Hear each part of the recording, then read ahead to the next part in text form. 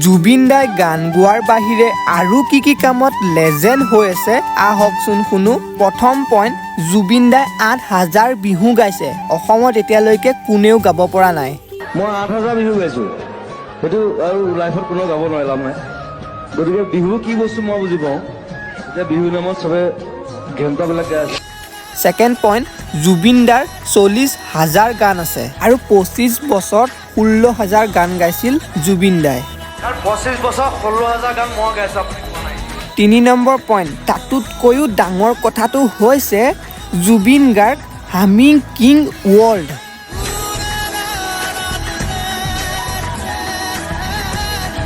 জুবিন দাৰ কথা ক'ব গ'লে শেষেই নহ'ব।